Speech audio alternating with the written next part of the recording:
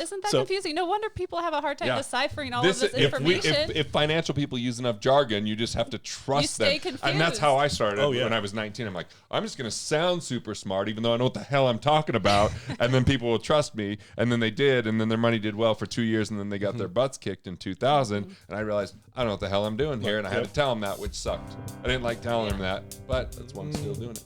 Because I had to go learn this. And they trusted me. Money can be complicated. Let a nerd help you. We're here to demystify the complex nature of money by getting you answers from financial nerds and whiz kids. Welcome to Ask the Money Nerds, a weekly segment of the Wealth Labs podcast where we answer your most pressing money questions. Hey, Garrett Gunderson here, and on Ask the Money Nerds, this is about you asking questions and I find a nerd to get you the answer. Now, candidly, it's surprising how many damn answers I have. So these are really good questions, and but I bring people along like Ryan O'Shea, who's an investment advisor, because when we get into the really technical pieces, I want him here to let me know exactly what the code says and get you your answers. As always, I've got Stolba with me, Chief of Staff Stolba, or Amanda Stolba, Sounds so or powerful. Iowa. You know, Iowa. We call you Iowa a lot. I like Iowa. She brings a lot of affinity for Iowa with her. Yes, I do have a lot of pride for We're my just going to get you on automatic shipping of corn every day. No. So anyway, bam. So this is about 401ks today, and especially those people that are, nearing retirement or in retirement. What can they do with their plans? We've got a series of questions. I'm going to turn it right over to you. Okay, we're going to start with a question from Samuel. My wife is about to receive money from my 401k and was wondering how this may affect her student loan payment. So she's currently paying around $100 a month, and she's set to receive, I think that says $140,000 after taxes. So will this cause her payments to increase for her student loans? So it depends on which state she's in, or if it's a state loan, a federal loan, or is she on a plan that's a graduated plan where you pay less when you make a certain amount of money and then it goes up over time? So there's not a super clean answer there other than make a phone call and ask, to be honest with you. It depends on who the loan's from.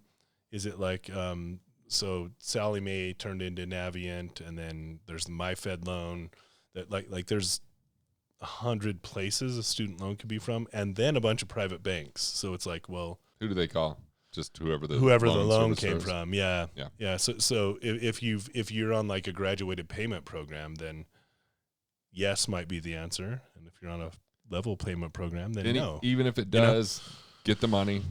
Maybe pay the thing down, depending on what your options are.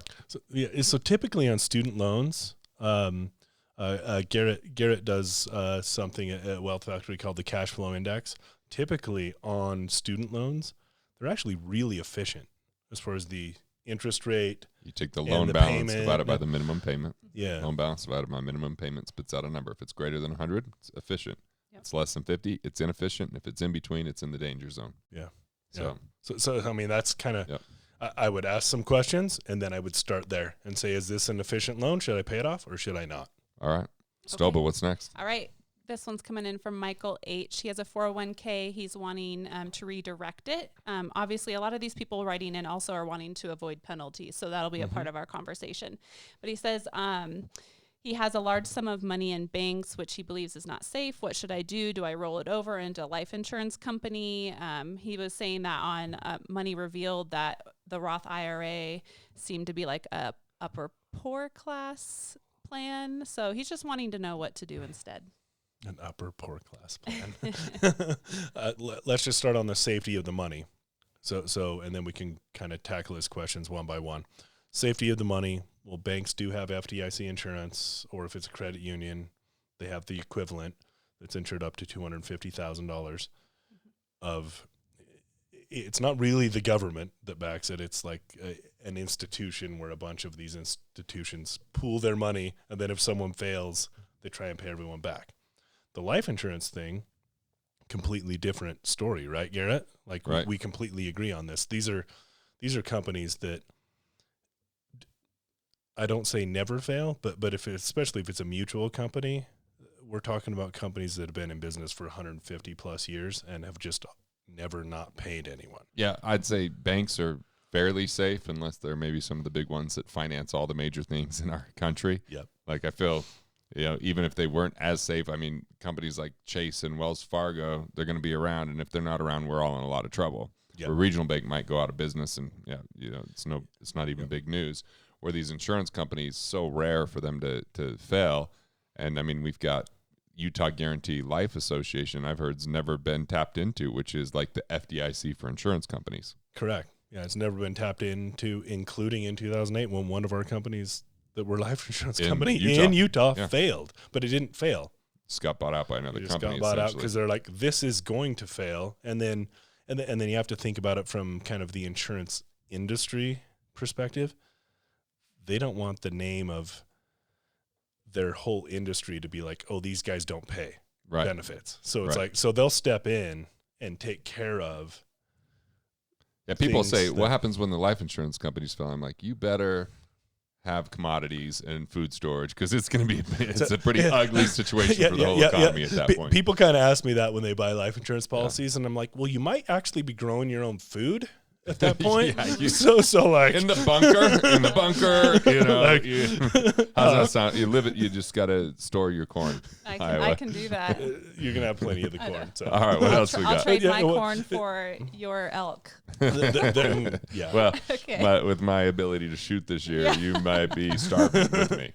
I think there were a couple more questions in his. Yeah. So Michael, what we're saying is life insurance companies are very dependable. It would be a good plan for him, especially mutual ones. Yeah, redirect his 401k in that direction. But you can't quite directly roll it over like you would a normal IRA. So does he need to take his money from his 401k, roll it over into a Roth IRA before he does that, or what does that transition look like? Even there, that's going to trigger a tax. A tax event. Yeah. So I mean, if you're really have hit the point where you've made a decision that, hey, I'm going to move this 401k money over to a life insurance policy, well, plan on tax and penalty happening unless you're at over 59.5. Like, it's just going to be part of the equation. You might do that over time, not all up front in that year. You're going to be taking it out and putting it into a plan that's after tax. You're not putting money into life insurance pre-tax 99.99% of the time. Yeah. And the few that do are just basically moving it to another type of 401k type of plan where they're going to pay tax on the back end. So I don't really recommend that. Yeah, where Garrett and I have discussed, like, real estate in an IRA or a 401k, like, there are certain benefits that go away as soon as you do life insurance in a retirement plan. It's expensive. You're doing the same sort of thing where it's like, well, why did you buy it then? So if you hate paying tax now, you're still going to hate paying tax later, maybe even more. And so create tax strategy around it. And we have a lot of videos on tax strategy on my YouTube channel. So if you subscribe there, you can watch those videos and find out what offsets are. But in and of itself, the plan doesn't come with real tax benefit. It's tax deferral. Okay. Yep. Roth IRA, a little bit better because it's under current law. You're going to pull it out tax-free, but you're funding it after tax. Now, Ryan, there's a lot of people that believe that, oh, well, you're better off going pre-tax because then in the future you'll end up with more money than if you go post-tax and it's tax-free. But the reality is, if taxes stayed exactly the same, it would be the exact same scenario. You'd look like you had more money in the traditional IRA that was pre-tax, but when you go to pull it out, you're going to pay taxes. Like, yeah, but then, what if I had all that time where it compounded and it grew? Well, so did the tax. Yeah. Compound interest equals compound tax. That's something to remember. The government still gets their slice of the pie. Right. No matter what. And I guess I can understand a scenario where for certain people, mentally it feels better. Oh, look, I have $1 million instead of I have $1 million instead of 600,000. Yep. And it's like, well, no, you actually have 600,000. The other 400,000 is the government. So it just doesn't look like it until you go to spend it, and then it's like, oh, there they are. There they are. They're still there for you. They'll got your back when it comes to collection of tax. You don't ever have to worry about that stuff. But they have your back. 100% guaranteed. Guaranteed. One of the few countries in the world where you can actually go to prison for not paying your taxes. Yeah. So. Yeah. All right. So I guess one of my clarifying questions is, when someone's ready to redirect or cash out their 401k, what is that process? How long does that process take? Is this something that's going to take them a month or 6 months? Yeah. So cashing out is kind of the big question, right? I have this big bucket of cash and I want to pull it all versus like periodic payments or something that way. That it's kind of two different scenarios. But back to what Garrett said, the government gets their slice on the way out, whether you take $1,000 a month forever or all of it tomorrow. Yeah. But when it comes out, it does come out as regular income. So whatever the tax rates are at that point, when you pull it out, you just made that amount. And it'll be treated like a salary. So even if you're done working altogether and retired, you pull $100,000 out tomorrow. Congratulations, you just made $100,000. And if you're just taking a withdrawal from your existing plan, it's going to be pretty quick that you can get that money. But if you're doing a rollover, 30 to 90 days. So it depends on where the money is and how far you're going, like away from where the money currently is. It's no longer going to be at Fidelity. It's going to take longer. Correct. Okay. Like half the time, and I'll just use Fidelity since you brought up. And you worked there back in the day. That too. But like if your 401k is at Fidelity, rolling your money from a 401k at Fidelity to an IRA at Fidelity might be 3 days. Yeah. But if you're taking it from Fidelity to Schwab, guess what? What's the longest it's taken you with the client moving from one company to another? About 6 months. 6 months. So that's about 6 months. 6 months. And what's the best case scenario going from one company to another? Probably like a week and a half. Ooh, something. I didn't know it'd be that fast. Yeah, I expected like 30 days. No, like a week and a half. But they and you got to think about it. Part of it is like these anti-fraud provisions and all that, but the underlying thing too is they like having your money. Yeah, it's like showing up to the airport. You don't know how long that line's going to be. True. But it's like having pre-check if you're going with the same company. Yep. If you go to the company. Otherwise, you don't know what that line, it might be, you might be there for an hour. You might be there for 5 minutes. Yeah. Okay. And so for me, going to the same company. But if you want to have fun, just opt out. There you go. Get the pat down. Just don't travel, is what Garrett's saying. Not only fun do you get them, with the back of their hand rubbing you in places you shouldn't be rubbed. And then Stolba, them lecturing you that it's fine just to go through that. It's not radiation. You get more radiation at the top. So there you go. You didn't know you were going to learn that today, but you just did. Idea. There you go. That's a bonus. Rabbit hole. It's a bonus money nerd session. Treat. Yeah. All right. Well, now what? Okay.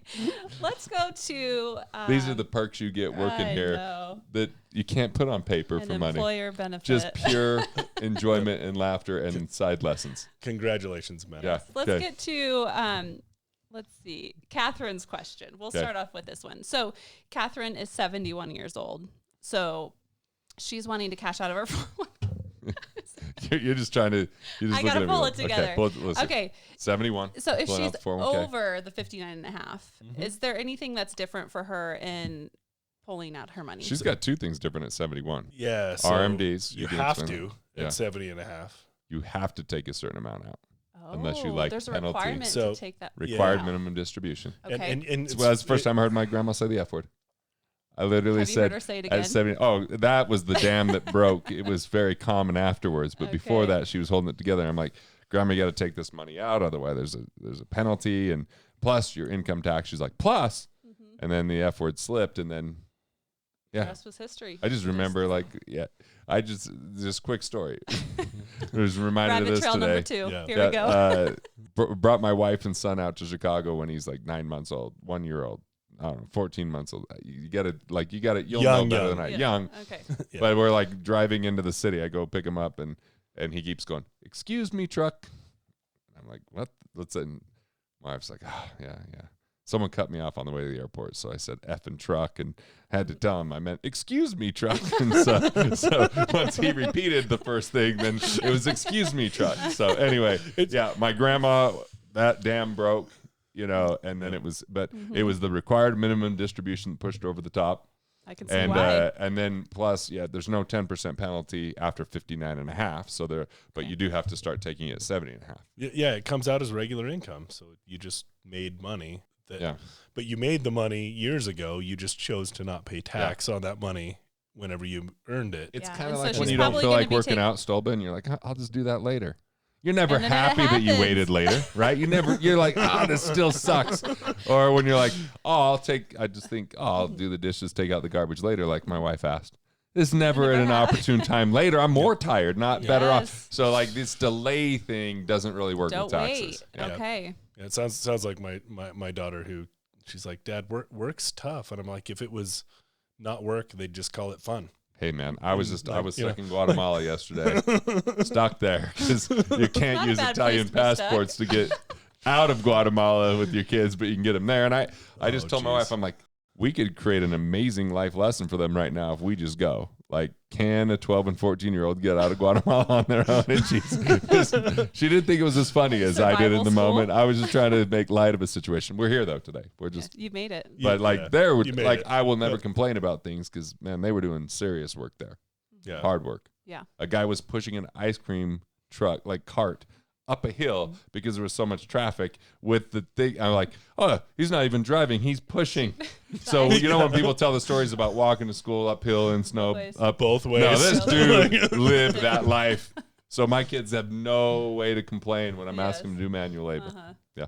Okay. Anyway, another side note, just another bonus. All right, what's next? We're all about bonuses, aren't we?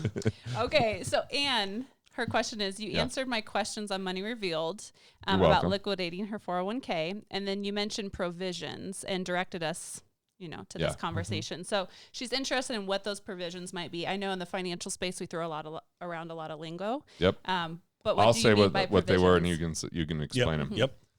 One time Roth conversion from a traditional 72T distribution, right? Those were the two provisions. Okay. Keep the list short. Yeah. So the Roth conversion we've covered in a prior episode. Yep. But essentially, you're going to take all that money, claim it as income, but you can get out of the 10% penalty under 59.5.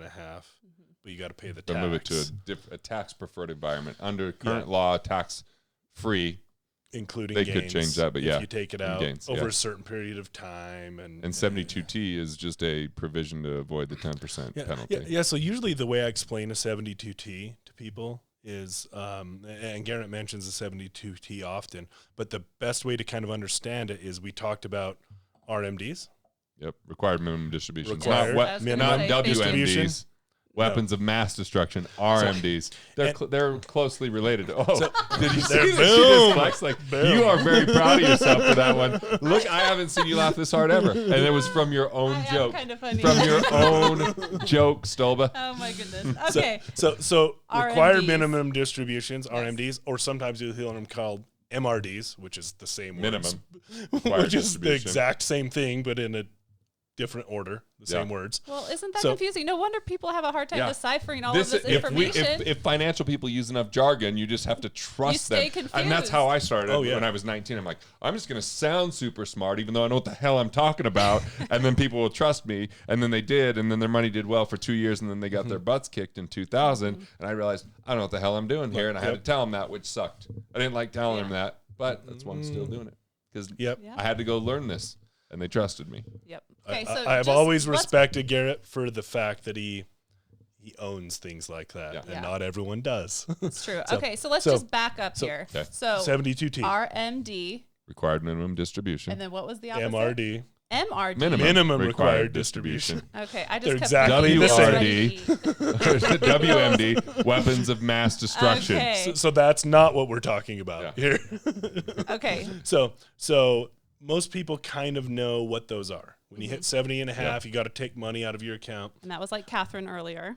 So the way I explain a 72T to people, you can do it if you're 10 years old or 40 years old. You're going to be doing it for a long time at 10. Yeah, exactly. But you can do it before the age of 59.5. And essentially what you're doing is telling the government, hey, I'm retiring. I want to start taking the income from my retirement plan. And you may not be retiring, quote unquote. Like you're not retiring, but what you're doing is taking those same formulas and saying, I can take this amount of money proportionately without the penalty, but I have to do it until I'm of retirement age. Right. So if you start at 40, you got to track that stuff. You got that for 19 and a half. Yeah, 19 and a half years.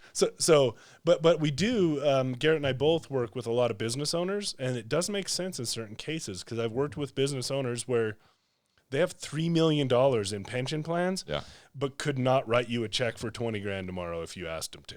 Now, Stolba, a really important question for you. What do you think makes me look more trustworthy? Uh-huh. The fact that I look a little like Jesus, Uh-huh. or the gray hair? The gray hair. Okay, just No. checking. Okay, back to the topic. I'm going with the beard You like, yeah, because I have beard? a beard too. yeah. Not the hair, because he doesn't have that. And I don't have It's hair. the man bun. So, yes. yeah. The man bun. All right, Okay. next question. All right. So I guess this piggybacks off one that we had earlier, but this is what she said. Thank you so much for your service to the public. I appreciate you and you give me hope. That's a great compliment. love that. Thanks, Carol.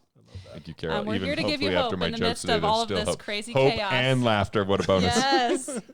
So she's also 71 years old. She's retired. She would say that she's lower middle class, and she's just wondering if it's a good or bad idea to start getting out money and putting it into a modest money market account that she has. So part of that depends on her fear around the market, how she's invested. Because she could put it in a money market inside of the plan. It doesn't have to come out of the plan. That there are fixed income options, Yeah, right? So what some people don't really do a good job of, I have to explain this all the time, is separating the investment from the plan.